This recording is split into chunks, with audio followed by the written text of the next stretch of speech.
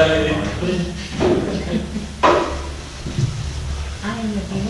use this? Okay, cool. Can everyone hear me in the back?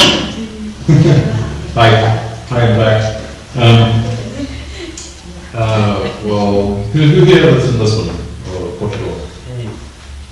Very most people. Great. Who's been here more than a year? Okay.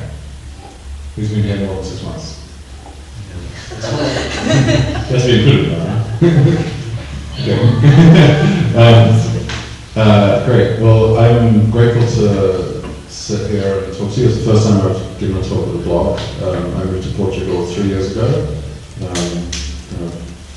Not as early as the people who started this space, but before like a little bit of the big wave that we've had over the last few years. When I first came here, I wasn't anticipating having a crypto community in Lisbon. I thought I was getting away from crypto community. I used to live in San Francisco for 20 years. But it's been great and exciting that so many people have moved here, and now we have these big events like NIA and like this one, and all the people who live around here. It's great to have a nice community. I'm going to talk a little bit about some ideas that I've been thinking about for the last few years. I originally gave this talk at ECC in Paris, where I kind of give a fairly regular talk each year, talking about different ideas, as the gentleman here was saying, in a kind of provocative way. I'm trying to just spur some discussion, and maybe I can leave some time at the end for us to chat a bit about some ideas that I'm bringing up. I have a few images generated by DALL-E, which I just did today, and this is kind of like a weird AI vision of Lisbon, maybe in the future, with kind of lots of crypto things waving around, and perhaps a sort of utopian view of things. Maybe after the recent Prime Minister resignation, we can move towards that, but we'll leave politics for later. So I was originally living in San Francisco before I got into crypto. I'm not going to say Web3 at all during this talk, so don't worry. And I was kind of on the back of a fairly long career in tech, and ended up through a series of acquisitions at a hedge fund, a place called Fortress Investment Group, which was just not the right place for me to be, but I was helping run this fund. And so I decided I was going to leave, and it was the beginning of 2013, and so I chatted to Pete Bridger, who runs Fortress, and I said, hey, I think I'm going to do something else, like going to start a company or something different. And he said, hey, you got any other ideas? And I was like, well, it's provocative, sure, I'll go back and think of another idea. So I came back a month later and I said, hey, I've got this idea, maybe we should start looking into Bitcoin. My original idea wasn't like, let's go buy a bunch of Bitcoin. It was like, let's go invest in companies that didn't exist yet, but there was some exchanges, and there's a few other people trying to do different things around payments. And coincidentally, they'd also be looking at this. So Pete Bridger and Mike Novogratz had been working on this idea of Fortress as just a sort of side gig. A couple months later, Dan Moorhead joined Fortress, and then a few months after that, we spun the whole thing out into what became Pantera Capital. So I was one of the two initial people there, and I have various pieces of NFT art. The artist is at the bottom. That's very, very interesting generative artists. So we went off and did this thing.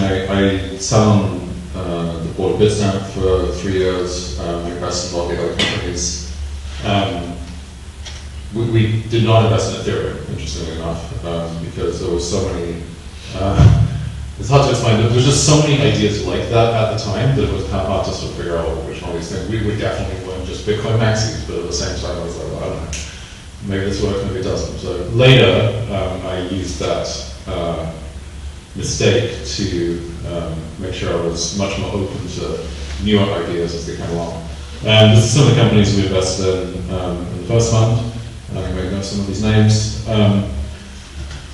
It was a very different time. I mean, you could fit most of the people that mattered in crypto in this room. It was a small community, and many people I know were also from similar vintages. It's nothing like it is today. But, and this is part of the talk, is even in this sort of like fairly irrelevant, weird sort of annex of finance and tech, which didn't really make much of an impact in the world, and other than being a curiosity and some people getting rich and it being something that people got excited about to write funny news articles about, it still attracted a lot of attention from certain people, and those people were the governments and banks. And the kind of question is like, what was the point? Like, why get so excited about this thing, which a few enthusiasts have got into, and a few people have made some money, but like, what was the big deal? It was not at the scale that we have today. Well, one thing that really got very excited about Bitcoin was Cyprus. So, as a result of the financial crisis, the GFC in 2008, there was this like hangover of economic issues around Europe, globally sure, but for better or for worse, other parts of the world, especially the US, sort of like dealt with some of the financial crises like faster and more painfully. In Europe, we kind of dragged it out a little bit more, and there was some structural issues why that was the case. But then, when sort of like Cyprus started melting down, and it wasn't clear whether it was going to be bailout or not, or what was going to happen, suddenly at the same time, Bitcoin started shooting up. And so, whether or not it was lots of Cypriots going and buying it, whether it was just the concept that this was an issue, and the fact that you could actually have this kind of meltdown and run on banks and so on, this started happening. And there was this sort of correlation, people started looking at this thing. But during this period, also this was the world of crypto. I mean, like, this was what we were entering in Pantera, this world of like, Mt. Gox was the main exchange, and sadly we don't know what happened to that, or we think we know what happened to that.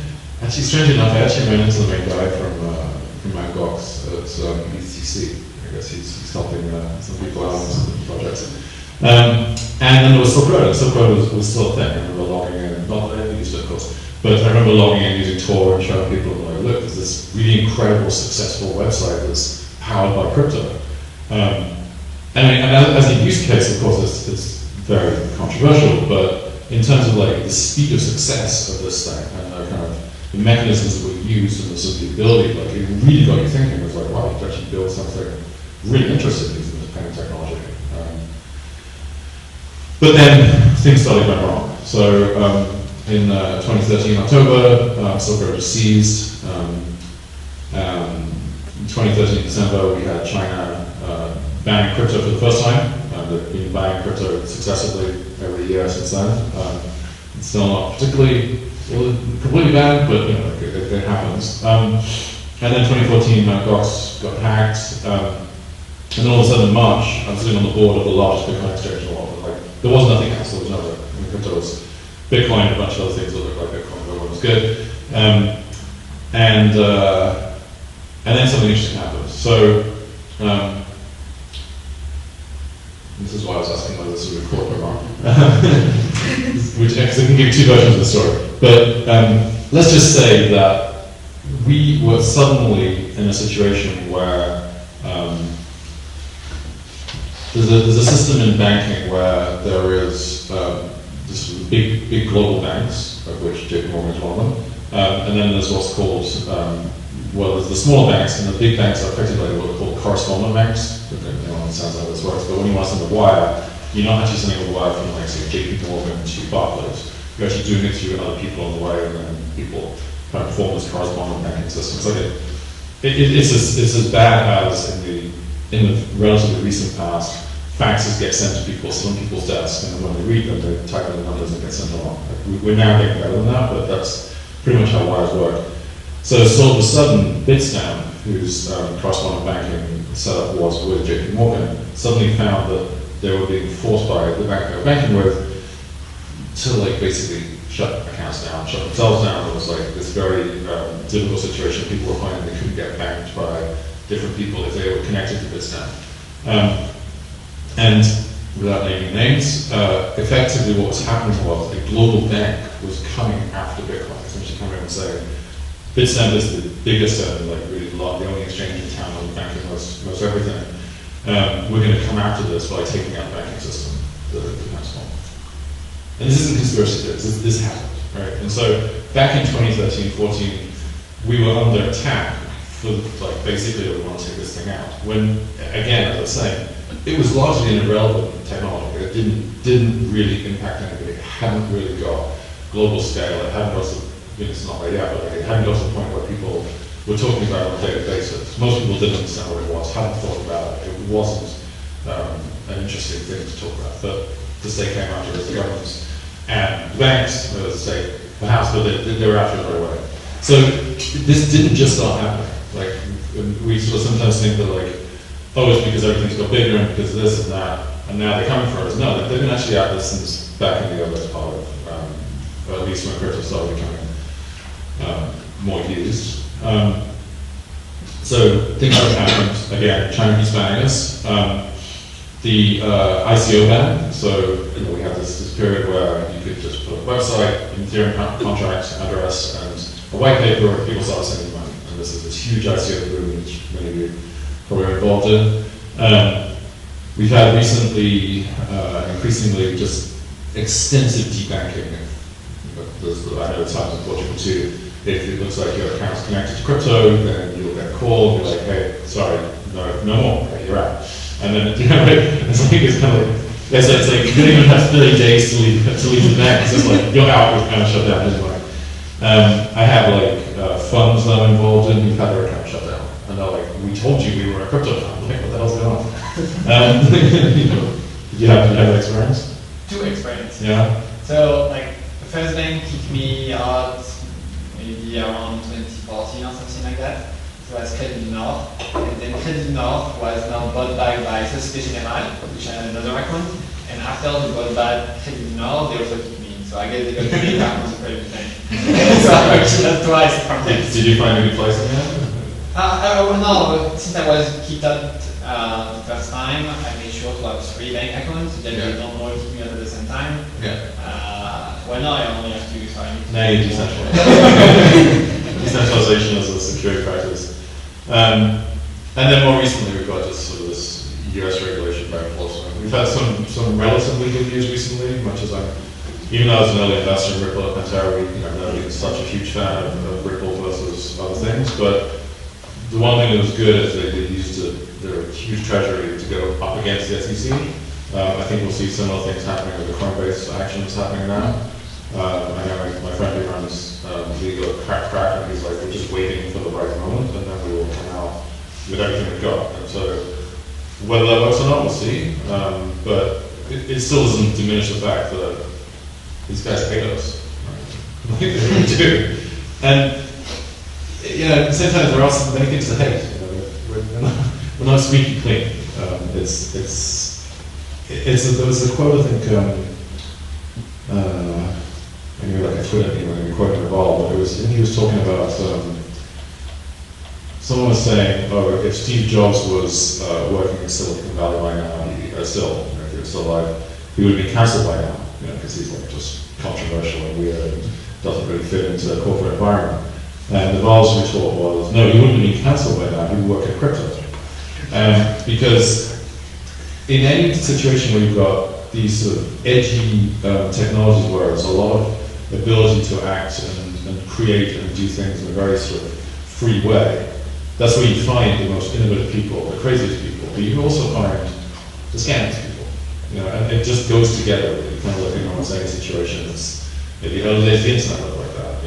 Poker, just like pick a subject, you'll find the sketchier people in that.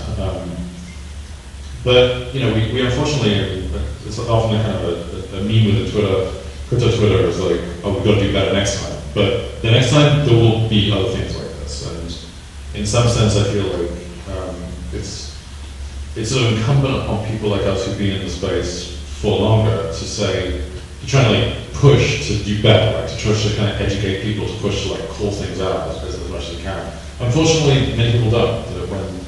When the prices start rising and everything starts to go crazy, like people just look for the money, and then it's unfortunately doesn't always work out so well. It's tough out there right now. this is like a map of like VC funding. It isn't completely up to date. VC funding is incredibly important to our industry. I mean, putting aside fair launches and the fact that everything's a shitcoin, it's still incredibly important to have investors come in and help build things, and not help build things, but help fund things, such that entrepreneurs can get started. Not everyone can start something from scratch. Not everyone's saved a whole bunch of money in crypto can find something and just build it. And yet, you know, we go through these cycles where I'm sure in a couple of years, if this does what we hope it's going to do, go away, we'll see people piling money in at the top of the market versus what they should be doing is putting money into things right now. This is like, there's a lot of incredibly interesting things getting built right now. My personal deal flow is better than it was a year ago. It's not as large in terms of numbers, but the quality I think is a lot better. But this is sort of where we are. Right? This is what the real bull market looks like. But I mean, it's not that painful. Right? This was 2013 period, 2014, 15. When we started Pantera, we were then raising money, and I put together a venture fund of, we were trying to raise 150, we raised 30. And it took like a year and a half to put the whole thing together. We just raised and deployed as we went, so we didn't see us. And we went around the world, started talking to people, and they were just like, this is just a scam. Like, I don't think this thing's even real. This Bitcoin thing just is nonsense. And there were people, sure, who believed in things, but when you went out to go trace money from LPs, they were just like, no. Now the questions are different. You know, I go talk to people, I'm raising the fund now, and it's a different conversation. Now it's more kind of like, is regulation going to get in the way? Is SAFE going to get in the way? When are you going to have some decent applications? It's more like, yeah, this is real, but how big can it be? So if you have any doubts as to whether or not I'm telling the truth, and whether this is just me with my personal bias and conspiracy theories, we have the sitting president of the United States tweeting against crypto. Crazy. Right? Elizabeth Warren, you know, who's basically kind of runs part of the government in the US. It's like, this stuff is real. It's not like a sub-narrative. It's not like a subtle thing. It's like very overt. And, you know, obviously we're the problem. Right? This is why. So you kind of like, in the face of all this stuff, in the face of all the fact that like a lot of people hate us, like, you know, why are we doing this? Like, there's plenty of things we could do. Like, what's the point? Like, what gets you going? And then, you know, part of it is like, a lot of people talk about building a better world, building a more utopian future, like decentralizing all things, that will be better, and so on. And I tend to agree. But like, again, it comes back to like, there's lots of reasons why you can do things. I mean, some people are here for parties. I mean, we have much better parties than we used to, just really bad parties. Now we actually have like decent parties. We have rage, we have Bravo, we have like better music, at least in my opinion. It's like, it's fun. Maybe it's for your friends, maybe it's because you like really difficult problems, maybe it's because you're awkward and obstinate and you like to do things that people don't like you to do. Whatever it is, maybe trying to change the world, it's great. Whatever your motivation, it doesn't matter. The question is like, why is this interesting? Like, what is the power of this technology? And what, as we go into, you know, a new cycle of building and hopefully scaling this thing out to much larger markets, what's the reason? And to me, it's the core component of this stuff is decentralization. There's a lot of things that lead from that, but I always come back to that. And it's like really kind of like thing that when I look at the project or look at the team, I'm saying, do you understand why is this powerful? I understand like, if I have X or Y, if Y is more decentralized and they do roughly the same thing, I'm going after Y. It's kind of the way to do this. I can't remember what I was going to say on this slide, but it's really cool. It's essentially this is generative photography. So Kevin takes images that he's collected and different ones he gets from a lot of his own personal work. And this was a series talking about civil uprising. And kind of the sort of, if you look at it carefully, you'll see that it's got like weird pieces to it. So it'll have 2 arms and legs and heads missing and so on. I think what I was going with this picture is just the sort of the kind of the power and the sort of uprising around so many civil movements today. Pick any piece of politics and so on. One of the things that was interesting initially with Twitter and sort of the Arab Spring when Twitter really first started getting massive reach was this idea that these more decentralized forms of media, actually I know it's Twitter centralized, but just it's a more decentralized form of media than we've seen before. The power of decentralized technologies in one of these areas is the ability to enable people to communicate without censorship, to be able to organize, to have the ability to transact without being shut down because there's a reason that the government's likely there for you. You don't get to have this bank account. It's Gary. I actually love people. It's like watching The Simpsons every day. It's like, I'm seeing you now.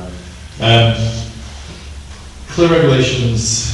It's often touted that in Europe we're doing better because we have MICA and we have all these different other European regulations that come on board. Sure, but regulations that typically look backwards, they don't look forwards. We have this recent stuff around AI where it's like, I think they've chosen a certain number of tariff laws where it's like, okay, if you're less than this, you don't do regular, if you're more than this, you do. And it's like crazy. It's like going back to like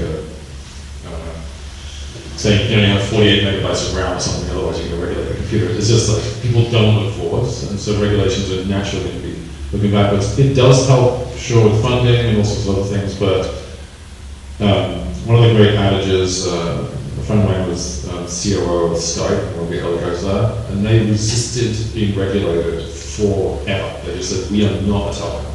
We are not a telecom communications company. We are something different. We're a software application. And because they kept pushing and pushing and pushing to not be regulated, I think eventually there was some like new kind of regulation built around for like emergency services and location and so on. But the ability to actually do that for as long as possible meant that the world of VoIP and Skype and so on managed to grow and be like incredibly powerful and useful today, versus being regulated as a telephone entity and then probably getting crushed by the existing incumbents. Kind of jumping around here, but we don't really have killer apps yet, and this is like probably one of the weakest parts of the industry so far. But maybe we do. So I get this question a lot, like what is a killer app? And I actually believe we have a number of killer apps already. The first one is just Bitcoin. It's like the ability to, and related things, the ability to have an efficient store of value that's not under the control of centralized third party. Second, and this is controversial, but ICOs, whatever, like all these kind of fair launches, these are incredibly efficient mechanisms for raising money. Now, as a result, they're incredibly efficient mechanisms for having scams as well. They're like you have the extremes here. Unfortunately, they've been really kind of controversial in terms of like KYC, AML, all these kind of other issues that the state are putting on things. But as an ability to just like really concentrate funding very rapidly, we're now starting to see this happening in other areas like decentralized science and just like ways to break the kind of old boys club of Silicon Valley or like pick a region of VCs and angels. Like those groups of people really concentrate power in terms of like who gets anointed as like this is a good idea, this is a bad idea. And I think some really interesting things came out of that period. Of course, decentralized finance, which is not only has the potential to revolutionize existing financial systems, but create completely new kinds of financial primitives. And then, of course, images around digital assets and so on have already emerged and started to change and challenge and extend the existing art market, for example. I'm doing time because I should wrap up soon, but the state has like very radically different ideas for this technology.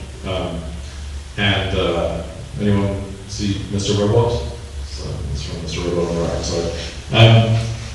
So CDBCs, which are not decentralized, they're centralized digital currencies, but use the same kind of technology.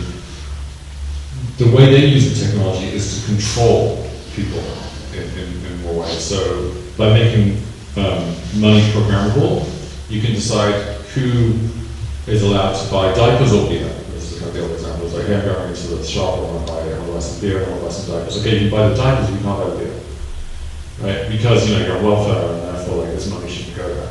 Or we don't like you in the state, so therefore you can't buy this plane ticket. And so on. So this ability to control people, and certainly that's starting to happen with credit cards and so on, but this is much more powerful as we go to understand.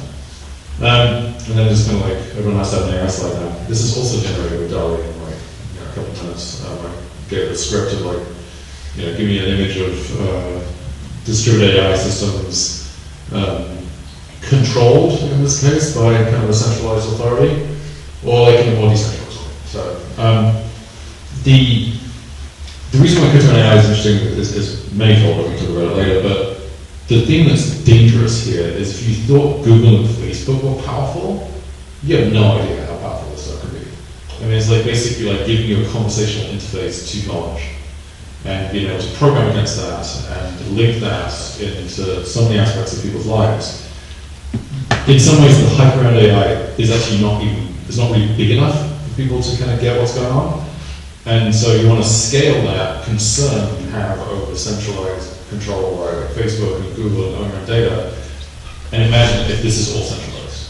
And so one of the interesting things I get excited about with crypto and AI is the idea of having decentralized data stores, decentralized models, the ability to like choose and pick those things and string them together in more powerful ways. I do many things. One of the things I do is I run Orchid, and we have a decentralized VPN. VPNs are great tools for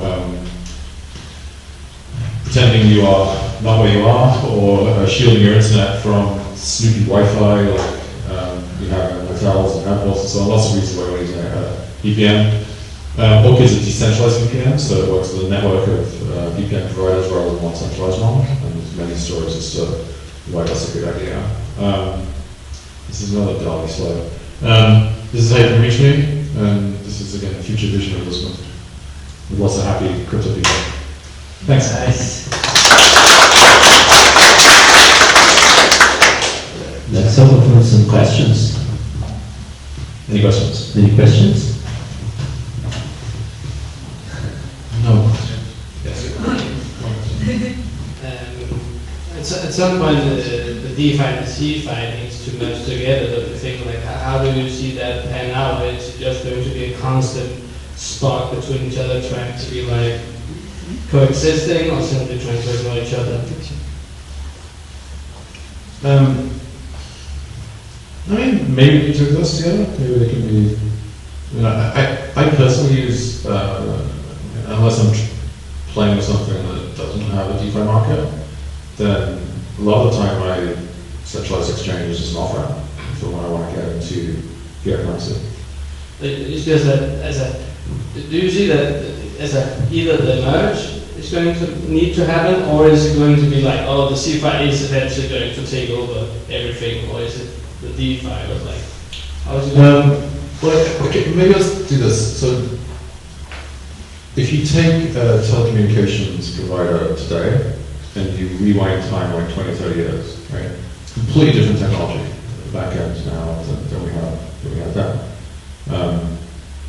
And so, but that, you know, Vodafone or wherever it is just a front end to a technology stack that allows people to do things with cell phones and FaceTime and all these kind of things that we couldn't do 30 years ago, 20 years ago. But the technology stack is completely different. So all Vodafone is really is front end. Yeah, front end is like a person who has a relationship with the customer. So whether it's decentralized finance that has a relationship with customers, or a front end on top of that has a relationship with customers, it sort of doesn't really matter. But I do think that the plumbing will be ripped out and replaced with different things. Yeah, thank you. Great presentation, by the way. Thank you. At the risk of having you repeat something you already covered, what do you think about blockchains, their interaction with AI in terms of fidelity and provenance of information, and the deep fakes, and how difficult it already is, I think, to have any sort of. You're thinking about blockchains as trust as a service or tech stack. How do you think about this kind of convergence of these two techs? Well, there's a couple of things there with recent things. So it's sort of no coincidence that OpenAI and WorldCoin have shared founders and investors. So this kind of concept of like proof of humanity, like is there a person? Yeah, thank you. Is there a person on the back end of this interaction, or is it like a thing? I don't know to what extent people use kind of some of the newer versions of ChatGPT and other AI tools that It's crazy how good it is. Everyone use the chat, the voice chat interface to ChatGPT. Yeah, so like just go for a drive, put your headphones in, and just press the headphones button on ChatGPT, and you have like full conversation. And the conversation is so good, you're like, this feels like it's a person. And so, how do you test whether that is? So like crypto aspects of zero knowledge proofs, other cryptographic primitives that have been emerging, I think will play an important role in that kind of issue. There are other aspects which are sort of Thinking about oracles in that context. in what sense? Oracles being kind of like verified sources of true information. Yeah, I was thinking that oracles could be increasingly important. I think decentralized oracles I think will be important. There's some weirdness right now where people talk about, for example, you run into things like GDPR and another thing where someone's like, hey, show me to what extent my data source was used in generating this output. And I think there's a misunderstanding of how networks work, or neural networks work, which is that it's just a big kind of mess of connections. No one can really go through and say, this data source is the one that outputted this thing. There are other architectures that can be built that make that easier, but there's still some sort of like muddy stuff going on. But I think the aim is the final that I put it together now is focusing on this, amongst other things, but on this intersection of these two subjects. Like, to what extent is crypto and AI that like essentially going to supercharge each other and like produce interesting applications? We're going to keep going unless anyone else has questions. Very much. So coming out of the tech back into markets, what do you think, like DeFi summer was the thing that really drove the last bull run. We've got the Bitcoin ETF, BTC just crossed 37,000 people. Let's give it a hand. So that's good. But like, where do you see what's driving markets? Where do you think is it gaming? Are there any macro trends that you see as being important to drive adoption in markets over this part of the cycle? If I knew why markets were nothing about, I'd be really lost by this point. Everything's easy looking backwards, right? Global uncertainty, conflicts, maybe the Portuguese Prime Minister resigning. These are all potential reasons why people look to an alternative store of value versus keeping it in fiat currency or stocks, which are effectively linked. It's hard to say what the drivers are today. Longer term, over the next few years, I feel like, most appropriate, but touch wood. There's like, I was involved in like early kind of commercialization of the internet, early like mobile tech, kind of YouTube style environments, like mobile or social things. It was like around all of these periods. And in the run up to what everybody thought was going to happen, right? We were all like, there's going to be social network one day, like, it's not MySpace, it's not Friendster, like, what's it going to be, right? It's like, we didn't know. And Facebook comes along and you're like, is that really it's going to come out of a like weird university college thing? That's the thing that's going to take over the world? Wow. It's like slightly unlikely when you looked at it at the time. I know like 4 or 5 companies I was invested in, one competitors, and it's Facebook. And then the sort of,